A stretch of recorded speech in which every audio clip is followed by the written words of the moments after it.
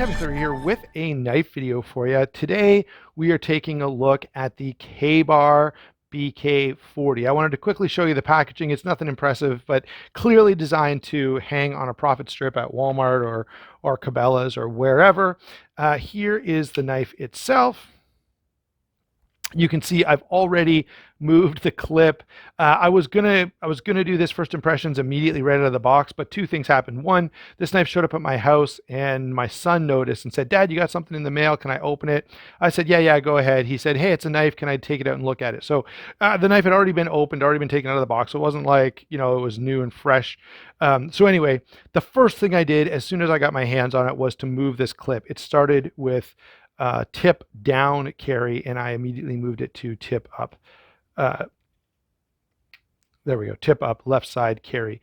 Let me go over the features of this knife. I think the best thing I can do in terms of, giving you an idea of what this knife is all about is first to point out that, this is a Becker, it's in the BK series, and it really, look, this is about exactly what you would expect if Becker put a folder into this series.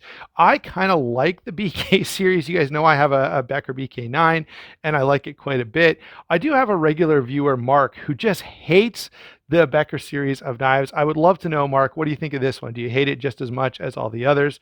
Or, is it okay if they make a folder? It's just all the others that you dislike. I don't know. I don't agree with them. I find the Beckers are a pretty budget priced, reasonably useful cutting tool. They may need some changes. I know a lot of people switch out the handles and remove the finishes, and that definitely does improve on those knives. This one, you're not going to be changing out the finish because it's already satin. However, the handle, I don't know if they do aftermarket scales for this, that would be pretty interesting. Let me do a quick rundown here though. And talk about what I like and what I dislike. Starting off with this clip point blade with a bit of a swedge here and a flat grind. I like this blade shape. I do think this is a good blade shape for outdoor use, right? It's kind of, you got a good bit of belly there for skinning tasks. You've got a fairly thin edge here and pointy enough that if you need to, penetrate something, you can do that, whether it be to skin an animal or open a package or something else. So blade shape, yes. Blade steel, it's okay.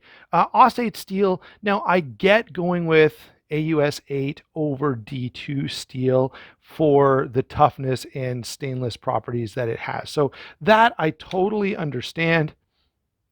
And from a usefulness standpoint, I think Aussate is fine. However, what would have been great is 14C28N. And this knife, I think these go for like $39. So 14C28N, I think that's justifiable given the price point. It is on phosphor bronze washers, which definitely gives it extra points. I like the phosphor bronze. It feels pretty smooth. It's not a really, I'll see if I can flick it open for you. Yeah, so you can flick it open if I intentionally do it, but it's more of a roll open type of knife. But the phosphor bronze washers, I definitely like. The thumb studs are big and round and comfortable. That's really, really good. I will say, I right away noticed that in the path of opening, there's like a catching point right around here, and I wondered what was going on. I don't know if I'll be able to show you this on camera. I can try. Okay, watch the lock bar right here, and you'll see it move right there. So the lock bar just jumped over a little bit because it actually dropped. The detent ball has now dropped off of the tang of the blade and is riding a little bit low. And then it has to go back up onto the tang of the blade before it drops off again. And we end up getting the knife fully deployed. So the detent path is a little bit of an issue for me. It's not the worst thing that I've ever seen. It's not, actually, I think it's the only time I've seen this specific problem, but it's not, I'm not going to throw the knife away or something because of it. I just feel like it's a bit of a miss. Moving on with the rest of the discussion here, we've got some fairly substantial stainless steel liners here, which I do like quite a lot. I love the fact that there's no relief cut here. That extra strength is great if you're, designing a knife for heavier outdoor type of uses. Really, really well done. The contoured FRN handles. It looks like a Becker knife, doesn't it, guys? Like you could just, if this was a fixed blade, you just go, oh yeah, it looks like something from the BK series. You've got that nice swelled handle, 3D contoured. It is very, very comfortable, and that's exactly what they were aiming at. I could see it having a little more traction. It's not the worst thing ever, right? But I'm trying to imagine if I had wet or really sweaty hands, it might not be the best thing in the whole entire world. But as it stands, it's definitely acceptable. All right. I also really like it does feel a little bit plasticky, not as good. Remember last week or 2 weeks ago, we had the new version of the Recon One Mini here, and it's done with the glass reinforced nylon as well, and it doesn't feel this way. This feels a little plasticky compared to other glass reinforced nylon knives that I have. Otherwise, the ergonomics are phenomenal, and the wire clip is great as well.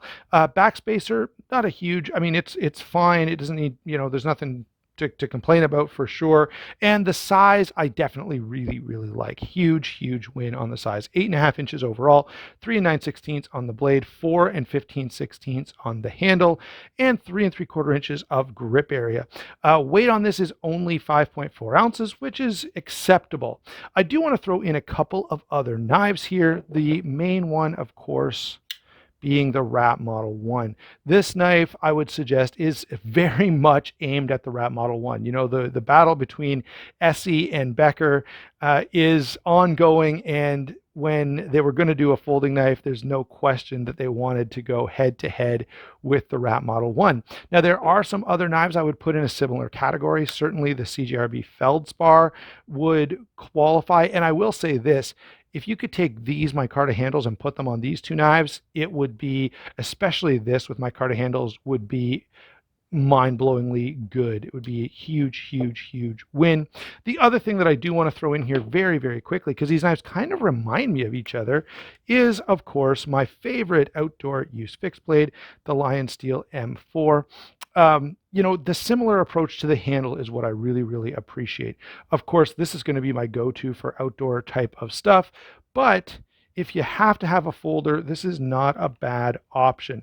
I will, by the way, do a full discussion with a comparison between this and the Rat Model 1. You can look for that coming up after I get a chance to kind of use them side by side, and do some testing and that kind of stuff.